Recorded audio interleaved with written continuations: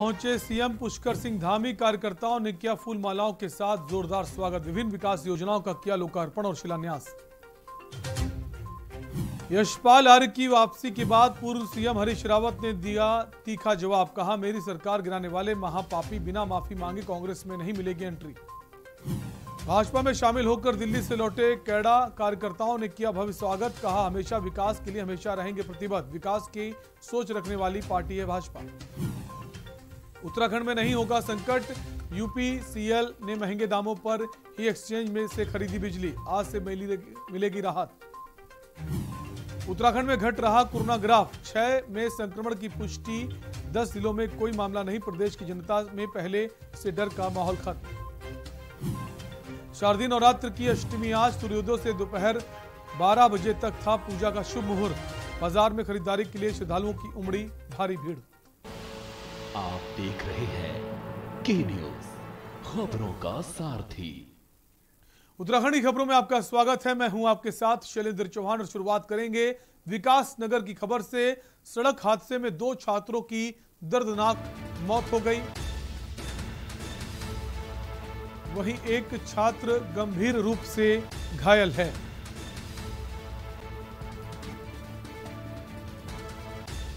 Dumper और container की टक्कर के चपेट में ये हादसा हुआ है। देर रात सेलाकोई मुख्य बाजार में हादसा हुआ है। सड़क हादसे में 2 छात्रों की दर्दनाक मौत का मामला सामने आया है। वहीं एक छात्र गंभीर रूप से घायल हो गया है। डंपर और कंटेनर की टक्कर की चपेट में आए हैं छात्र। देर रात सेलाकोई मुख्य बाजार में ये हादसा हुआ है। सड़क हादसे में 2 छात्रों की दर्दनाक मौत हो गई, जिसमें वहीं एक छात्र जो है गंभीर रूप से घायल बताया जा रहा है।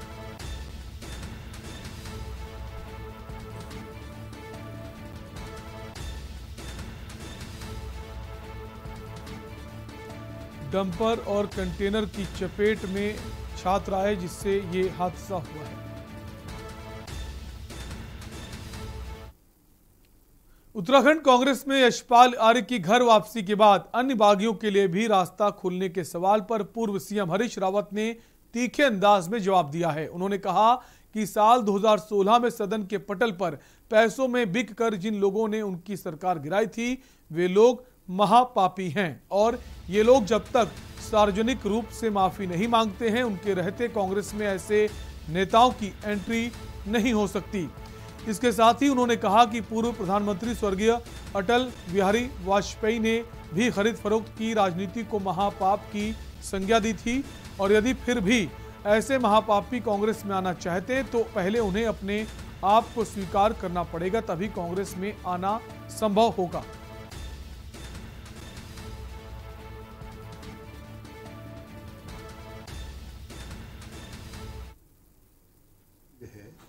कि ये संसद का जिसको महापाप कहा था अटल बिहारी वाजपेयी ने, वो महापाप है। ऐसे महापापी यदि कांग्रेस में आना चाह रहे हैं तो पहले अपने पाप को स्वीकार तो करें। ये सवाल मेरी सरकार को गिराने का नहीं है, ये उत्तराखंड के मूल्य और मान्यताओं को, यहाँ के पार्लियामेंट्री संस्कृति को, एक हर राज्य की अपनी अपनी संसदीय संस्कृति होती है, उस पर एक कलंक है, डब्बा है लगा उस दिन। खबर नैनीताल से है, जहां देवभूमि में सफाई कर्मचारियों ने नगर पालिका द्वारा 2 माह से वेतन का जो मिलने न पर पालिका अधिशासी अभियंता का घेराव करते हुए अधिशासी अभियंता के कक्ष में नारेबाजी की। धरना प्रदर्शन कर रहे कर्मचारियों का कहना है कि त्योहारी सीजन के चलते उनके ऊपर अतिरिक्त बोझ पड़ रहा है, जिससे उन्हें बच्चों की फीस जमा करने और घर परिवार चलाने में मुश्किलात का सामना करना पड़ रहा है। कर्मचारी नेता धर्मेश कुमार का कहना है कि शासन द्वारा सफाई कर्मचारियों की 3 माह की सैलरी का भुगतान करने के लिए बजट दिया जा चुका है।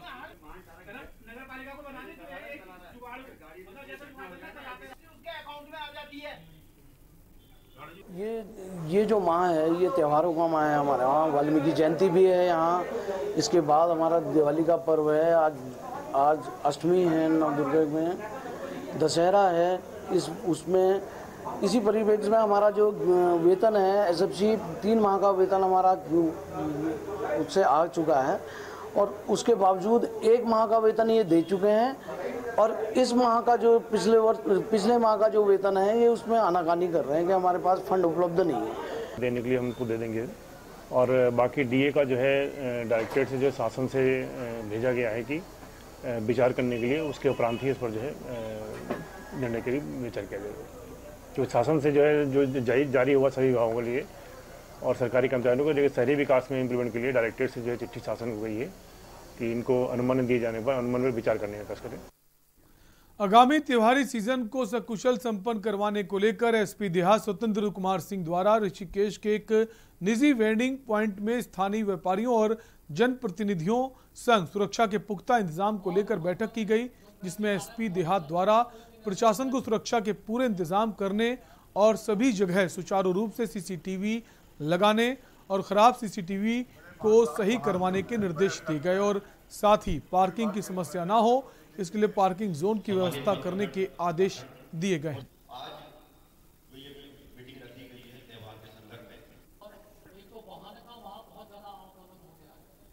ये त्योहारी सीजन को लेके इनको इनसे वार्ता भी करनी थी और इनके सजेशन भी लेने थे।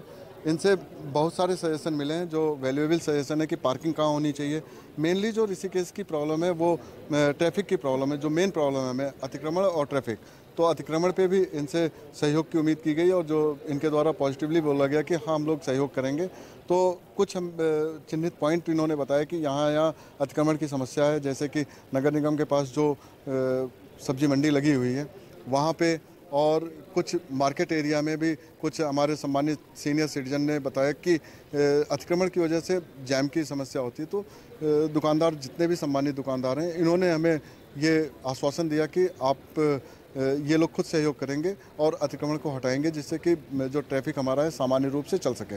इसके अलावा जो त्योहारी सीज़न में लोगों को बताया गया कि सीसीटीवी और अन्य साधनों का रखें, क्योंकि इसमें क्राइम की भी थोड़ी बहुत रहती है कि अंदेशा रहता है कि मार्केटिंग करते समय थोड़ा क्राइम होगा। तो फोर्स भी सजग है, इन लोगों को भी थोड़ा अलर्ट किया गया कि आप लोग भी अपने अपने लेवल पे अलर्ट रहिएगा। एक ब्रेक का है, खबरें भी और भी। आप देख रहे हैं के न्यूज, खबरों का सारथी।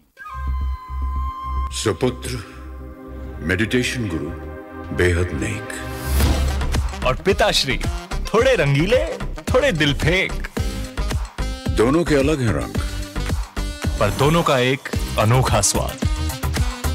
कमला पसंद, अनोखा स्वाद। दुनिया में कोरोना महामारी ने मुश्किल हालात पैदा कर दिए हैं। इस मुश्किल समय में केंद्र और राज्य सरकार हर नागरिक के प्रति अपनी योजनाओं के माध्यम से राहत पहुंचा रही है। आज उत्तराखंड राज्य में खाद्यान्न योजनाओं को पहुंचाने में प्रदेश के मुख्यमंत्री पुष्कर सिंह धामी ने कोई कसर नहीं छोड़ी है। आज सरकार अंत्योदय अन्न योजना में प्रति परिवार 35 किलो खाद्यान्न, जिसमें 13 किलो 300 ग्राम गेहूँ और 21 किलो 700 ग्राम चावल, एवं प्राथमिक परिवार योजना में प्रति माह प्रति यूनिट 5 किलो खाद्यान्न, 2 किलो गेहूं एवं 3 किलो चावल का वितरण सस्ती दरों पर कर उन्हें राष्ट्रीय खाद्य सुरक्षा योजना से लाभान्वित करने का जिम्मा उठा रही है। सरकार द्वारा NFSA कार्ड धारकों को प्रधानमंत्री गरीब कल्याण अन्न योजना के अंतर्गत नवंबर तक मुफ्त 3 किलो गेहूं और 2 किलो चावल प्रति यूनिट वितरित किया जा रहा है। राष्ट्रीय खाद्य सुरक्षा के 14 लाख परिवारों के अतिरिक्त राज्य के लगभग 10 लाख राशन कार्ड धारकों को राज्य खाद्य योजना के अंतर्गत 7.5 किलो राशन, जिसमें 5 किलो गेहूं और 2.5 किलो चावल हर महीने उपलब्ध कराया जा रहा है। राज्य के लगभग 24 लाख सार्वजनिक वितरण प्रणाली के लाभार्थियों को 2 किलो चीनी प्रति कार्ड अगस्त तक वितरित की गई है। राज्य में आए प्रवासियों को वन नेशन वन राशन योजना से लाभान्वित किया जा रहा है। खाद्य सुरक्षा योजनाओं में पारदर्शिता हो और अपने अधिकार की जानकारी हर व्यक्ति को हो, इसके लिए उत्तराखंड सरकार ने हेल्पलाइन नंबर 1800-180-4188 जारी किया है। उत्तराखंड का हो रहा सर्वांगीण विकास, राज्यवासियों को मिल रहा राष्ट्रीय खाद्य सुरक्षा योजना का लाभ। जुबान के लिए उड़ चला गैरों की ज़मीं पर, खुशबू अपने पन की ढूंढता। दूर कितना भी जाओ, इस जुबान से दूर ना जा पाओगे। विमल, बोलो जुबान केसरी।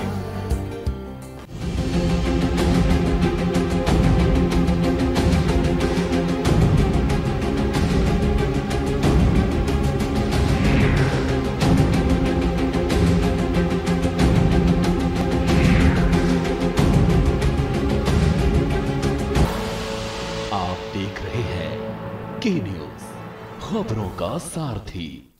ब्रेक के बाद आपका स्वागत है। नवरात्रों के अवसर पर जिला मुख्यालय पौड़ी में प्रदेश की विख्यात रामलीला का मंचन किया जा रहा है। इस वर्ष की रामलीला 121वें वर्ष में प्रवेश कर चुकी है।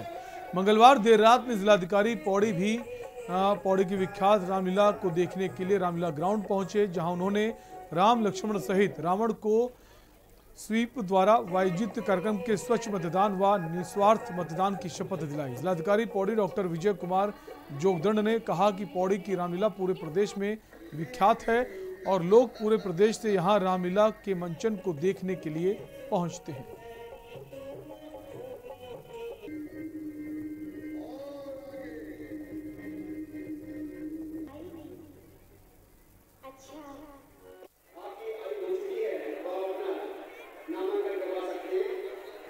रामलीला कमेटी पौड़ी द्वारा आयोजित रामलीला मंचन के दौरान मुझे आज यहाँ उपस्थित होने का अवसर मिला है, उसके लिए मैं सभी का धन्यवाद देना चाहूँगा। साथ ही हमने रामलीला मंचन के साथ साथ निर्वाचन को देखते हुए स्वीप का एक कार्यक्रम का भी आयोजन किया है, जिसमें सभी से संकल्प लिया गया है कि आप इस निर्वाचन में प्रतिभाग करेंगे और निर्वाचन प्रक्रिया को सफल बनाने में निर्वाचन कार्यालय का सहयोग करेंगे और आगामी निर्वाचन में अधिक से अधिक संख्या में जो है 18 साल से अधिक आयु के जो युवा वर्ग है वो पंजीकरण के लिए आगे आए और अपना प्रतिभाग की संख्या को बढ़ाए, ऐसा हमने अनुरोध किया था।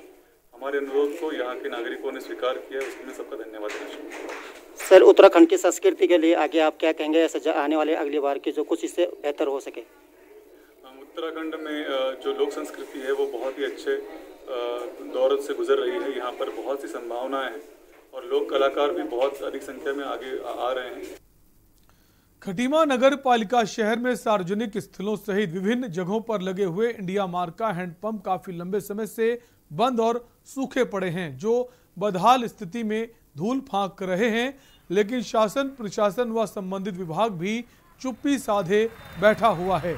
सबसे बड़ी बात तो ये है कि कोई भी अधिकारी इसकी जिम्मेदारी और संज्ञान लेने को तैयार नहीं है, जिसका खामियाजा स्थानीय जनता, ग्राहकों और राहगीरों को भुगतना पड़ रहा है।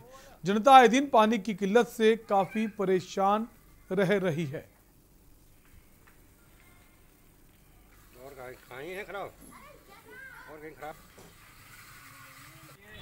नगर पालिका में जो भी हैंडपम्प वगैरह लगे हुए थे काफ़ी बहुत लंबे समय से वो हैंडपम्प जो है वो बंद पड़े हुए और इसकी सूझबूझ कोई नहीं ले रहा। बल्कि आप अगर देखेंगे नगर पालिका खटीमा बाज़ार के अंदर जितने भी हैंडपम्प लगे हैं उससे जो भी ग्रामीण जनता बाज़ार में आती है और उनको जब पानी प्यास लगती है तो बड़ी उनको दिक्कतों का सामना करना पड़ता है। अगर वो प्राइवेट दुकानों से अगर वो प्राइवेट पानी लेती है तो कम से कम 20 रुपये की उनको बोतल पड़ती है। गरीब जनता बहुत लंबे समय से परेशान है, जिससे उनको निजात नहीं मिल रही है। अगर इस बारे में अगर ये पूछा जाए कि ये हैंडपम्प कौन से विभाग द्वारा लगाया गया है तो इसमें शासन प्रशासन जो है वो चुप्पी साधे हुआ है, उसमें मौन व्रत उनको हो जाता है, वो कुछ नहीं बता पाते हैं। कोई भी विभाग इसकी जिम्मेदारी लेने को तैयार नहीं है। ये जो हैंडपम्प आप बता रहे हैं कि 60-70% खराब हो रखे हैं, ये नगर पालिका ने तो नहीं लगाए हैं, किसी एजेंसी द्वारा लगाए गए हैं, नगर पालिका सीमा में लगाए गए हैं। तो इसका फ़ायदा तो हर नगर वासी को तो मिलता ही है। अब अगर जहाँ तक ख़राब होने का सवाल है तो मैं इसको रखता हूँ बोर्ड बैठक में। अगर बोर्ड अगर सहमति देगा तो इनको ठीक कराया जाएगा। वैसे मैं ये भी पता करता हूँ कि ये लगाए किसने थे और उनका क्या इसमें आगे ठीक करने का किसका था, किस विभाग का था, मैं पता करता हूँ। बड़ी शर्म की बात है, डबल इंजन की सरकार चल रही है और डबल इंजन सरकार होने के बावजूद नगर पालिका का आज हमारे खटीमा में मुख्यमंत्री हमारे खटीमा के इतनी शर्म की बात है। 45 के 45 नल थे बंद पड़े हैं, पानी की कोई व्यवस्था नहीं है। बाहर से कोई राहगीर आ जाता है उसको पानी पीने का वो पानी नहीं मिल पाता। 20-30 रुपये की बोतलें खरीद के हमें काम चलाना पड़ रहा है। जो गरीब जनता है उनके लिए तो सोचना चाहिए तो पानी की व्यवस्था हमारे क्षेत्र में होनी चाहिए। बड़ा सोचने का विषय है। नगर पालिका हमारी पंगु हो चुकी है। यहाँ के मुख्यमंत्री जी रहने के बावजूद खटीमा की व्यवस्था नहीं सुधर रही है। ये तो सोचने का विषय है, जनता को सोचना पड़ेगा कि क्या करना है। ये तो मतलब पानी के लिए हमारे यहाँ किल्लत हमें पड़ रही है, कितनी शर्म की बात है। और इसी बीच आपको सीधे उत्तर प्रदेश के गोरखपुर ले चलेंगे, जहां सीएम योगी आदित्यनाथ नवरात्र की अष्टमी के मौके पर हवन कर रहे हैं। सीधी तस्वीरें गोरखनाथ पीठ की तस्वीर है, जहां इस वक्त सीएम योगी आदित्यनाथ हवन करते हुए नजर आ रहे हैं।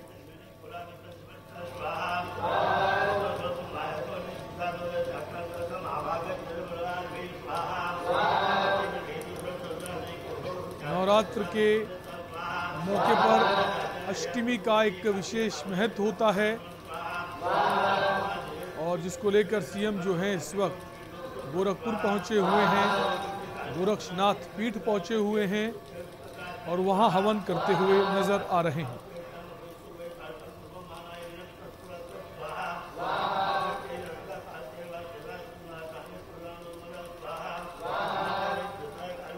सनातन धर्म में नवरात्र का विशेष महत्व होता है और सीएम योगी आदित्यनाथ नवरात्र का व्रत भी रहते हैं और इन 9 दिनों वो पूजा पाठ करते हैं। हालांकि जब से सीएम बने हैं वो लखनऊ में ही ये पूजा पाठ करते रहे हैं, लेकिन जैसे ही मौका मिलता है वो वापस गोरखपुर पहुंच जाते हैं और एक बार फिर से नवरात्र के अष्टमी के मौके पर सीएम गोरखपुर पहुंचे हुए हैं और गोरखनाथ पीठ का जो प्रांगण है वहां पर हवन चल रहा है और हवन में आहुति देते हुए नजर आ रहे हैं सीएम योगी आदित्यनाथ।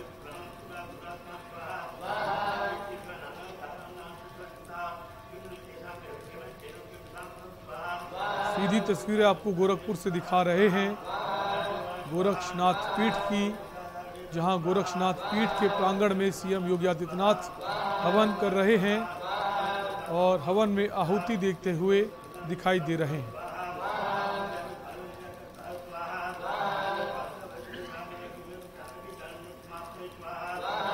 आपको बता दें गोरक्षनाथ पीठ में नवरात्र का विशेष महत्व होता है और खासकर शारदीय नवरात्र का विशेष महत्व होता है। देवी की पूजा अर्चना की जाती 9 दिनों और जो पीठाधीश्वर हैं उनका जो पूजा अर्चना का जो कार्यक्रम है वो काफ़ी खास रहता है, क्योंकि योगी आदित्यनाथ जो है सीएम बन चुके हैं। अब वो अक्सर लखनऊ में ही रहते हैं, लेकिन जैसे मौका मिलता है वो गोरखनाथ पीठ पहुंचते हैं और पूजा अर्चना करते हैं।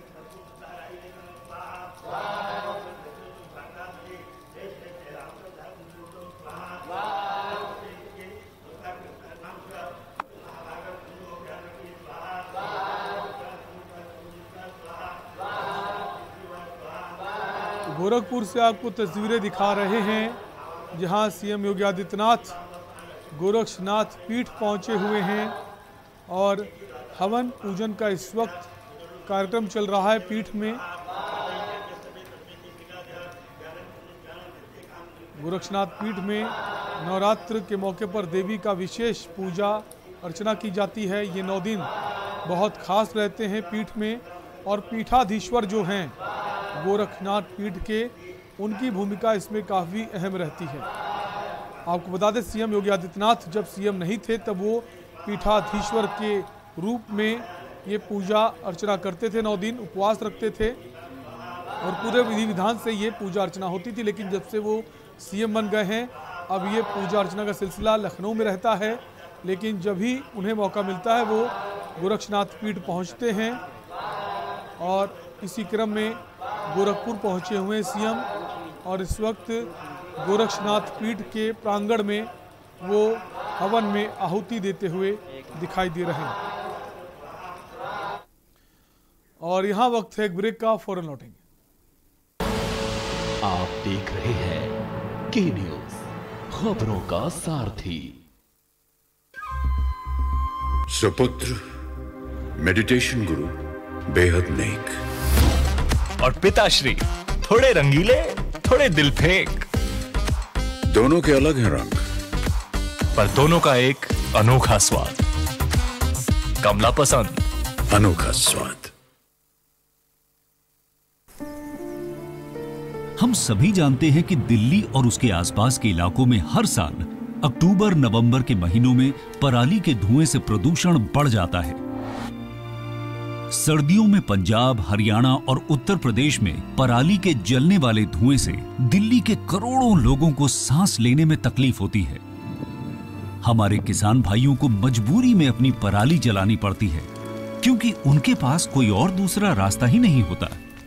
अब दिल्ली सरकार ने पराली से होने वाले प्रदूषण को खत्म करने के लिए एक ठोस कदम उठाया है। दिल्ली सरकार ने भारतीय कृषि अनुसंधान संस्थान पूसा द्वारा विकसित बायो डीकंपोजर तकनीक को दिल्ली में लागू कर दिया है। पूसा इंस्टीट्यूट के बायो डीकंपोजर तकनीक से पराली को गलाकर वहीं खाद में बदला जा सकता है। दिल्ली सरकार ने इस तकनीक को लागू कर दिया है और इसका सारा खर्च दिल्ली सरकार उठा रही है। और जब खेत में ही उस पराली का खाद बन जाएगा तो वो जमीन की उर्वरता भी बढ़ाएगा, मतलब किसानों की अगली फसल भी बढ़िया होगी। यही तो हमारे किसानों को चाहिए। और सबसे बड़ी बात, जब पराली नहीं जलेगी तो प्रदूषण भी नहीं होगा। इसमें सबका फायदा है। पहले हमें अपनी पराली जलानी पड़ती थी, लेकिन इस बार हमें ऐसा नहीं करना पड़ा। दिल्ली सरकार ने पराली को खाद में बदलने के लिए हमारे खेतों में ये छिड़काव करवाया है। ये बहुत ही आसान था और हमें तो बहुत फायदा हुआ। ये पूरा काम दिल्ली सरकार ने खुद कराया है, हमें तो एक पैसा नहीं देना पड़ा और हमारी पराली यही खेत में ही खाद बन गई है और प्रदूषण भी नहीं हुआ। ये बहुत बढ़िया समाधान है। दिल्ली सरकार प्रदूषण को खत्म करने के लिए युद्ध स्तर पर तो काम कर ही रही है, साथ ही किसानों की सुविधाओं का भी पूरा ख्याल रखा जा रहा है।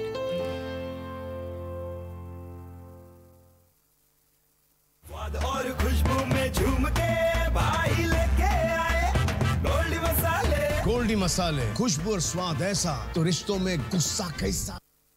पर ये दिल है कि चख रहा है उन्हीं अल्फाजों का दूर कितना भी जाओ, इस जुबान से दूर ना जा पाओगे। विमल, बोलो जुबान केसरी।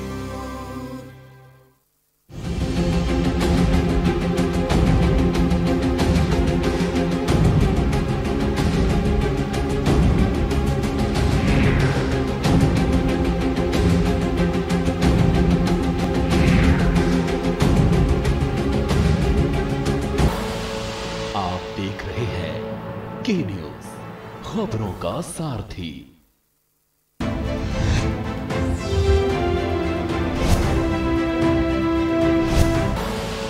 आप देख रहे हैं के न्यूज, खबरों का सारथी। ब्रेक के बाद आपका स्वागत है। खबर लक्सर से है, जहां बहादुरपुर खादर सहकारी समिति पर धान की खरीद न करने से नाराज किसानों ने धान समिति पर ही उड़ेल कर धरना शुरू कर दिया। इसके बाद उत्तराखंड किसान मोर्चा के जिला अध्यक्ष भी समर्थकों संग मौके पर पहुंचकर धरने में शामिल हो गए। नायब तहसीलदार पुलिस के साथ मौके पर पहुंचकर किसानों से बात कर रहे हैं। उच्च अधिकारियों को बुला लो, थाने में हमारे खिलाफ ना लड़ाई चाहिए, क्योंकि माहौल खराब है फिलहाल देश में, अच्छा माहौल नहीं। हम नहीं चाहते किसी बात को जिद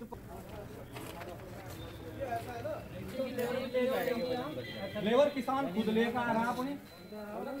इसमें सर मॉइस्चर आ रहा है 21, 17 मॉइस्चर लेना, 17 मॉइस्चर लेना। ऊपर के अधिकारी ने 17 मॉइस्चर लेना होगा, 17 से नीचे ले नहीं सकते। और इनको बोला कि धान सुखा लीजिए, कल तक ले आइएगा, लेकिन उस पर भी मैंने ट्रॉली या ट्रॉली में 100 कमी काट दे। धान में सुबह दपड़े 9 बजे यहाँ से ट्रॉली ले बेचारे हैं किसान, इनको परेशान किया जा रहा है। कभी 100 बता रहे, 21 मॉइस्चर, कभी 22 बता रहे हैं। अभी कराया था 19 आया, अभी इन्होंने दोबारा चेक किया, सुल्तानपुर भेज दिया मशीन। धरना कब तक जारी रहेगा? जब तक धान की खरीद नहीं होने तब तक हम बैठे रहेंगे। और फिलहाल के लिए उत्तराखंड की खबरों में आपसे लेंगे इजाजत। रुकेंगे ब्रेक के लिए। ब्रेक को उस पार देखिए हमारा खास कार्यक्रम। आज का मुद्दा हमारे पॉलिटिकल एडिटर प्रदीप विश्वकर्मा के साथ।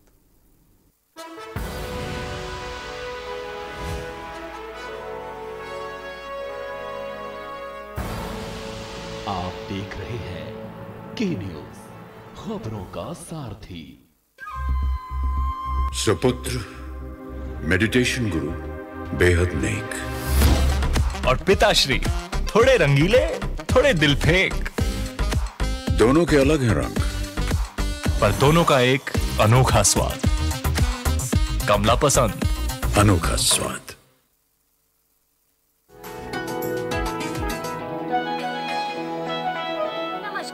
उत्तराखंड सीएम हेल्पलाइन में आपका स्वागत है।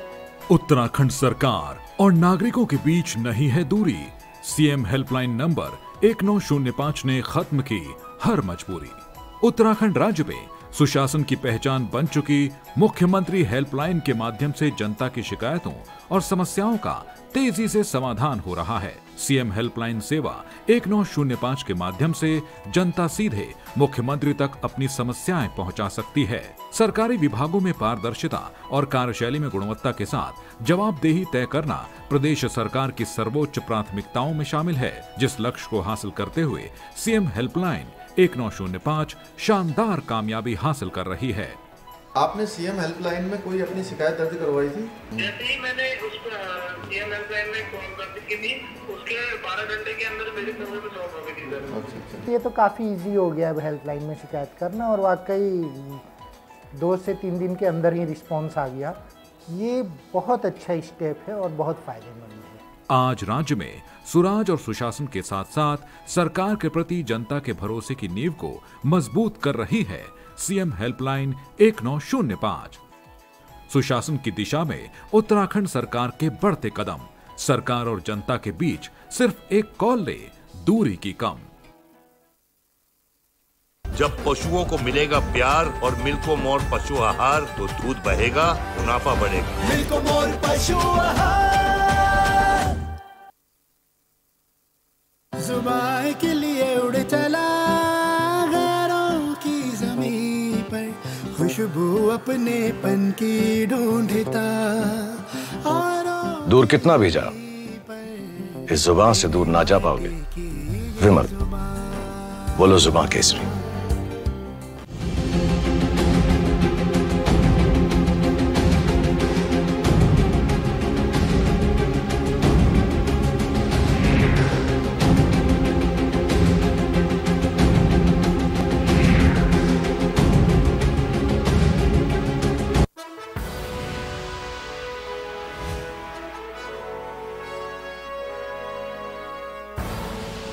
आप देख रहे हैं के न्यूज, खबरों का सार।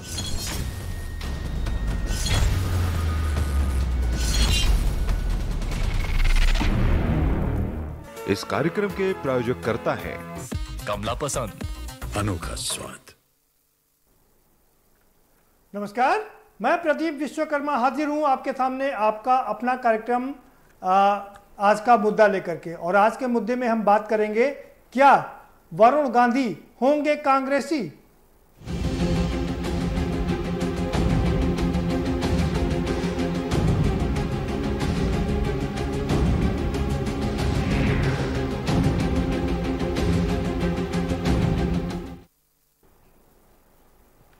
आज का सबसे बड़ा सवाल यही है।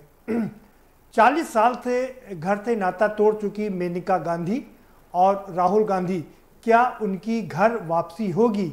ये सबसे बड़ा सवाल है आज के वर्तमान की राजनीति में, क्योंकि जिस तरह से वरुण गांधी लगातार अपनी ही सरकार को कटघरे में खड़ा कर रहे हैं और चिट्ठी लिख रहे हैं, किसानों के हित की बात कर रहे हैं, सरकार पर निशाना साध रहे हैं, और जिस तरह से केंद्र सरकार ने उनको अपनी राष्ट्रीय कार्य समिति से मुक्त किया है और माताजी को यानी कि मेनका गांधी को उससे अब अलग अलग चर्चाएं चल निकली हैं। खबर तो